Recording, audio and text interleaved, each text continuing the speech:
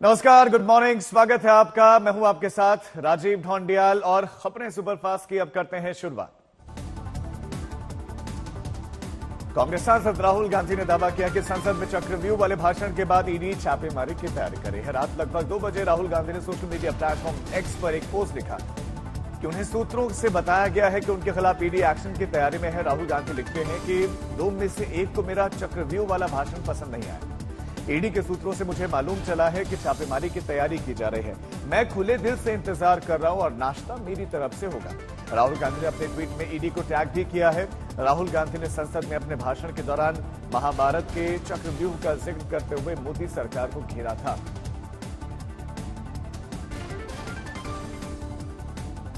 हमारे संवाददाता अमित भारद्वाज इस खबर पर ज्यादा जानकारी के साथ जुड़ गए हैं। अमित, राहुल गांधी का ये ट्वीट, वो भी उनके सूत्रों के आधार पर वो दावा कर रहे हैं कि ईडी छापेमारी करने की तैयारी में है, लेकिन आपके सोर्सेस क्या क्या जानकारी दे रहे हैं इस बाबत? राजीव, देखिए, ये बहुत बड़ा दावा है जो इस वक्त राहुल गांधी कर रहे हैं और पॉलिटिकली भी उनका स्टैचर बहुत बड़ा है, इसलिए इस दावे को राजनीतिक तौर पे कम से कम आपको सीरियसली लेना पड़ेगा। लीडर ऑफ अपोजिशन बनने के बाद राहुल गांधी ने वो चक्रव्यूह वाला स्पीच पार्लियामेंट के अंदर दिया था बजट सेशन के दौरान, और अब राहुल गांधी ये दावा कर रहे हैं कि ईडी के सूत्र उनको बता रहे हैं कि एक रेड उनके ऊपर प्लान की जा रही है।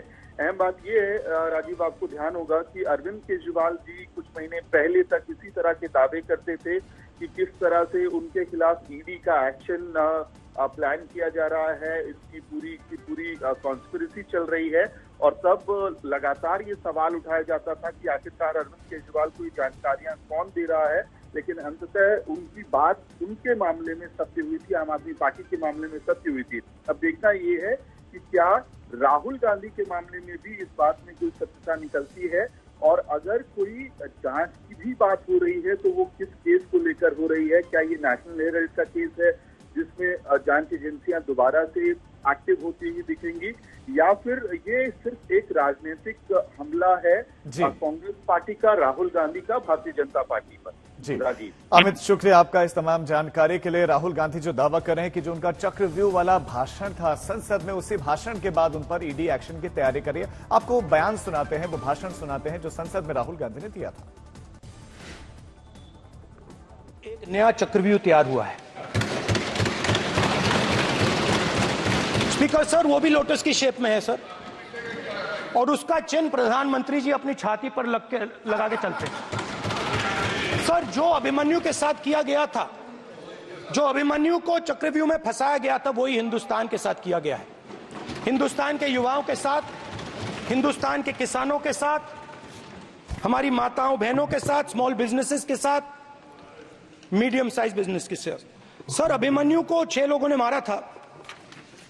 उनके नाम द्रोणाचार्य, कर्ण, कृपाचार्य, कृतवर्मा, अश्वत्थामा और शकुनी। सर, आज भी चक्रव्यूह के बीच में 6 लोग हैं सर। चक्रव्यूह के बिल्कुल सेंटर में, चक्रव्यूह में हजारों लोग होते हैं सर, मगर उसके बिल्कुल सेंटर में 6 लोग कंट्रोल करते हैं।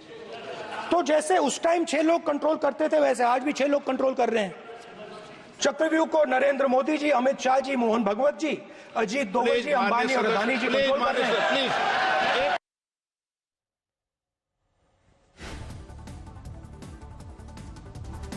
हिमाचल प्रदेश के कई जिलों में लगातार मूसलाधार बारिश हो रही है। इस बीच में 4 जिलों में बादल फटने की खबर आई। आधी रात को मलबे और चट्टानों के साथ आए तेज सैलाब में घर, दुकान, पुल, सड़कें सब बह गई। 4 लोगों की मौत हो गई है, जबकि 50 से ज्यादा लोग लापता है, जिनकी खोज में इस समय रेस्क्यू ऑपरेशन युद्ध स्तर पर चल रहा है। आज हिमाचल के मुख्यमंत्री रामपुर का दौरा करेंगे। रामपुर में बादल फटने के बाद से सबसे ज्यादा तबाही हुई है।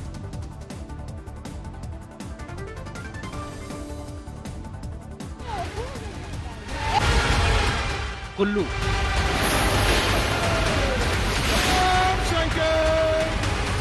शिमला,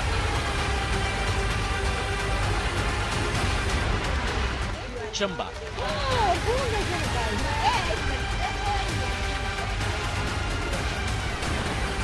और हिमाचल।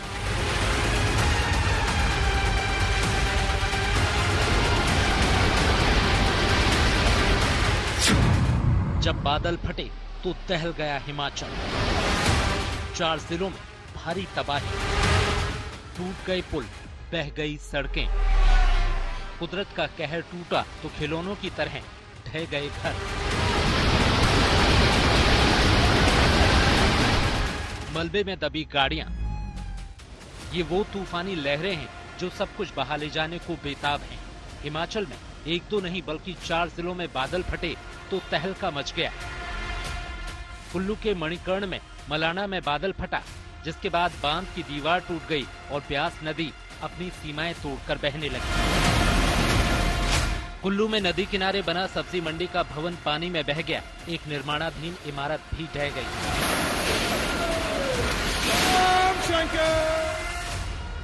कुल्लू में 7 लोग लापता हैं।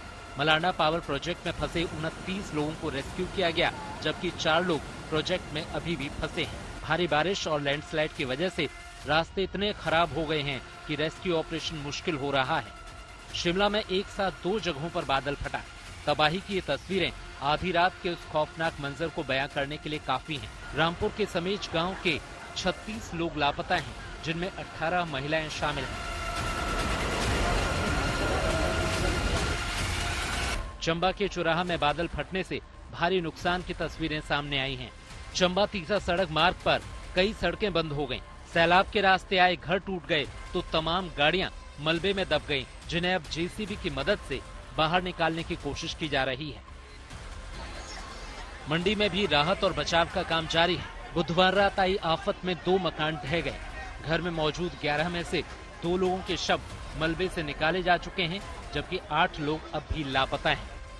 राहत बचाव दल पैदल चलकर रामबन गांव तक पहुंचा, जहां बादल फटने के बाद सबसे ज्यादा तबाही हुई।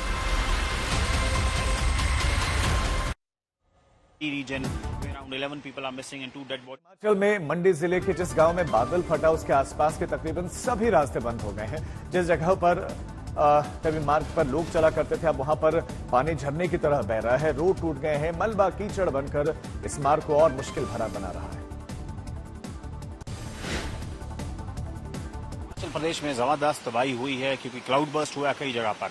हम इस वक्त मंडी में हैं, जहां क्लाउड बर्स्ट से 3 लोगों की जान गई है, 7 लोग मिसिंग हैं।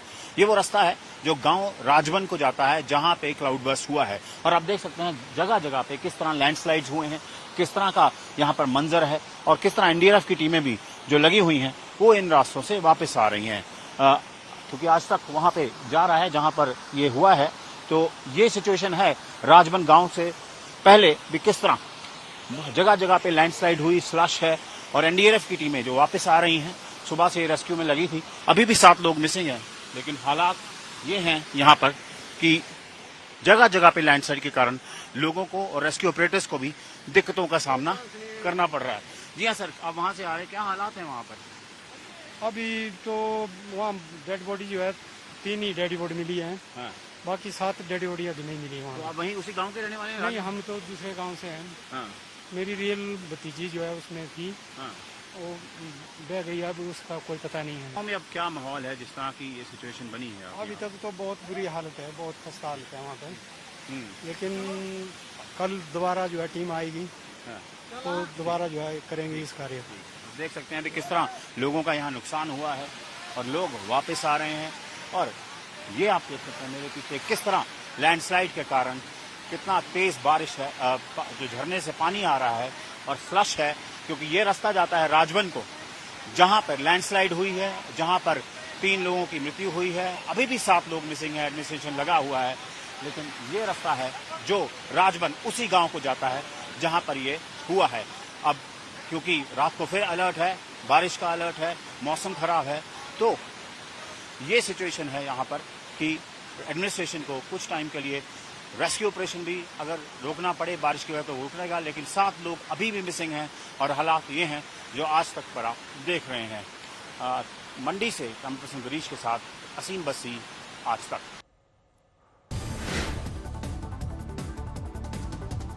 तबाही का मंजर उत्तराखंड में भी देखने को मिला। अलग अलग हादसों में 24 घंटे में 14 लोगों की मौत हो गई। केदारनाथ यात्रा मार्ग बारिश और भूस्खलन की वजह से जगह जगह पर क्षतिग्रस्त हो गया है, जिसके बाद यात्रा रोक दी गई है। यात्रियों को अब दुर्गम रास्तों से नीचे उतारा जा रहा है। पौड़ी, अल्मोड़ा और बागेश्वर में भी बारिश के चलते बड़ी तबाही मची है।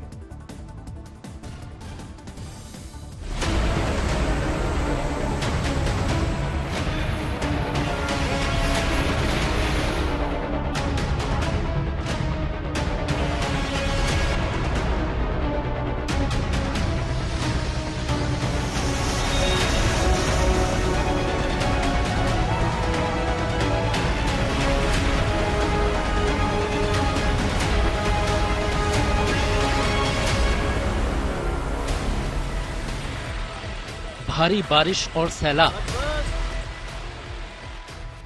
डर के पहाड़, टूटी सड़कें, बरसते बरसते फट गए बादल, सैलाब की बेकाबू रफ्तार, चट्टानों के नीचे दबी सांसें, जान बचाने की जद्दोजहद, रेस्क्यू के लिए जान का दाव। बादल तोड़ बारिश और दरकते पहाड़ों ने देवनगरी उत्तराखंड को हिलाकर रख दिया है। भारी बारिश के बीच कब कहां से पहाड़ दरकने लगे और चट्टानें ऊपर से नीचे आ गिरे, कोई नहीं जानता। भारी बारिश के दौरान टिहरी में घनसाली केदारनाथ मार्ग का एक बड़ा हिस्सा और पुलिया सैलाब में समा गए। सोनप्रयाग गौरीकुंड हाईवे पर भी पहाड़ दरक गया। मलबा गिरा तो हाईवे का करीब 100 मीटर हिस्सा पूरी तरह से खत्म हो गया। अब यात्रियों को रस्सी के सहारे दुर्गम रास्तों से नीचे उतारा जा रहा है। बादल फटने की घटना पौड़ी गढ़वाल में भी हुई। रात के वक्त सैलाब का रौद्र रूप देखकर लोग दहशत में थे। सुबह जब उसका असर कम हुआ तो पानी के साथ बहकर आए पत्थर, मिट्टी और मलबा पीछे छूटी तबाही की गवाही दे रहे थे। पौड़ी में कई घर तबाह हो गए तो तमाम पशु मारे गए। अल्मोड़ा जिले में 2 दिन से लगातार मूसलाधार बारिश हो रही है। रामगंगा, जटगंगा समेत आधा दर्जन नदियां उफान पर हैं। भारी बारिश के बीच अल्मोड़ा जिले में 12 से ज्यादा सड़कें मलबा आने की वजह से बंद हो गई हैं। बागेश्वर में भी यही हालात हैं। भारी बारिश के बीच पहाड़ों से आ रहे मलबे की वजह से करीब 18 सड़कों पर यातायात ठप हो गया है। उत्तराखंड के रामपुर में भी भारी बारिश के बीच बादल फट गया। केरल के वायनाड में मरने वालों की संख्या 280 के पार पहुंच गई है। रेस्क्यू ऑपरेशन के बीच में वायनाड में भारत माता के जयकारे सुनाई देते हैं। दरअसल सेना के जवानों ने चूरल माला मुंडकी के बीच में टूटे हुए ब्रिज को बनाने का काम पूरा कर लिया है। वैली ब्रिज टूटने से उन इलाकों तक पहुंचना मुश्किल हो रहा था जहां पर बादल फटा था।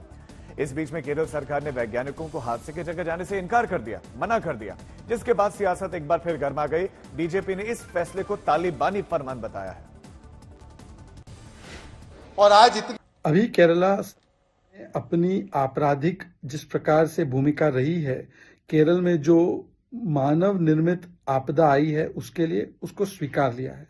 जिस प्रकार का गैग ऑर्डर, फतवा, तालिबानी डिक्टेट केरल की सरकार ने वैज्ञानिकों के खिलाफ निकाला है, टेक्नोलॉजी इंस्टीट्यूशंस के खिलाफ निकाला है कि वो लैंडस्लाइड के विषय में किसी से कुछ बात नहीं कर सकते ताकि सच्चाई बाहर ना आए।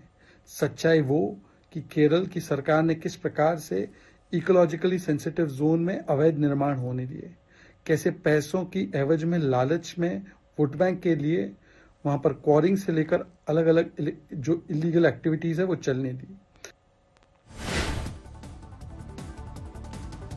महाराष्ट्र के वाशी में एक बार फिर से जोरदार बारिश ने एंट्री ली और ऐसे बरसे कि देहात को शहर से जोड़ने वाले कई पुल पानी में बहने लगे। खेतों में बरसाती नाला पूरी तरह से बहता दिखाई दिया। सड़कें दरिया में तब्दील हो गए। शहर में जगह जगह पानी भरा दिखा।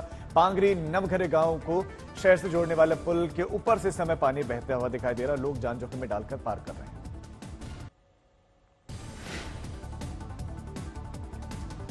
उत्तराखंड में भारी बारिश की वजह से गंगा उफान पर है। हरिद्वार में गंगा खतरे के निशान के नजदीक पहुंच गई है। जलस्तर 293 के ऊपर पहुंच गया है, जो कि खतरे के निशान से महज कुछ सेंटीमीटर कम है।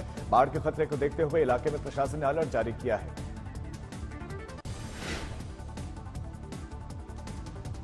पश्चिम बंगाल में सेवोक रोड पर अचानक भूस्खलन हो गया और मलबा नेशनल हाईवे 10 से गुजर रही गाड़ियों पर आ गिरा।